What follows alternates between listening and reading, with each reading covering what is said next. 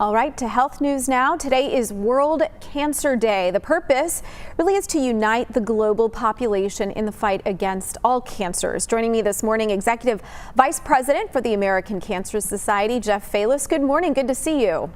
Good morning. It's great to see you again. So, Jeff, we've talked through this pandemic several times early on when those, elective surgeries and even screenings were appropriately put on hold. But by this point, the message from doctors has really been get your mammograms, get your colonoscopies. Those screenings can be life-saving.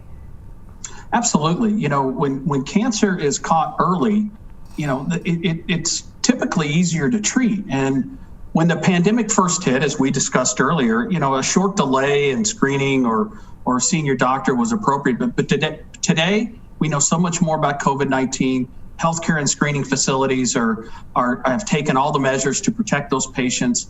But unfortunately, we're still not seeing folks get in and get screened. We're not seeing folks present themselves with symptoms.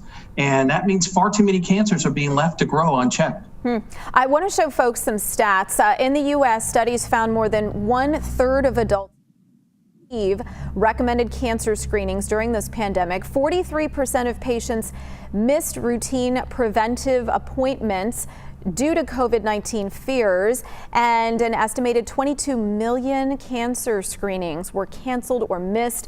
That was between March and June 2020. So, of course, some of this is due to fear of COVID-19, but some of it is also based, Jeff, on access to health care, access to health insurance.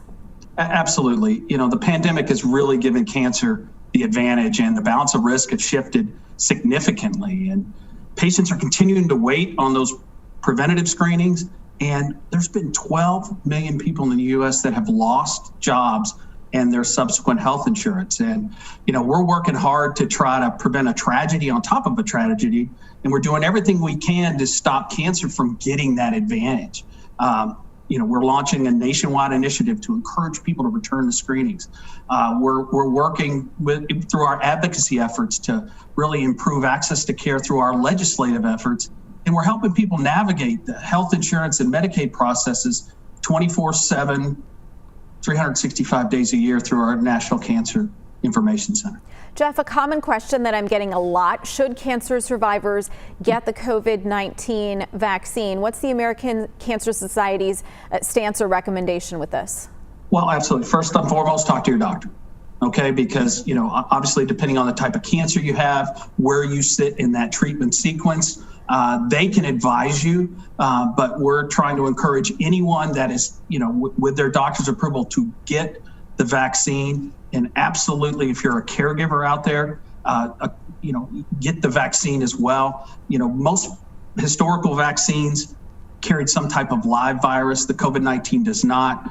So there's no risk of passing it on. And if you're a caregiver for a cancer patient, it's imperative that you get the vaccine as well. I'm glad you mentioned caregivers. Support for cancer patients and caretakers right now, all so critical because it can feel so isolating to go through a diagnosis or a treatment during a pandemic, especially.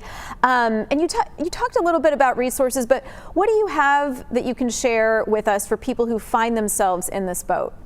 Well, a cancer diagnosis is hard enough, but during a pandemic, it really does isolate people. And we're there for anyone who needs to reach out, even without a pandemic. We're here for patients. We're here for families. We're available anytime, day or night, through our National Cancer Information Center. You can call us at any time, and we're happy to answer questions, provide support, or even just a friendly voice in your cancer fight. And just know you're not alone.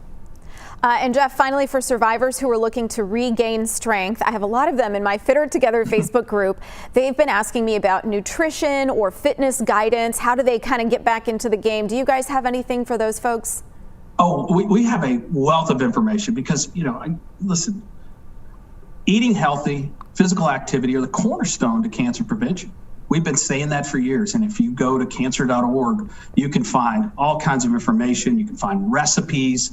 You can find, any information you need. But then also, let's get more people to join your fitness group and others. There's plenty of ways to stay active, even when you're isolated. And we just encourage people to eat right and stay active. Okay, Jeff, Good to see you. Thank you so much for your time as always. Good to see you, Sonia.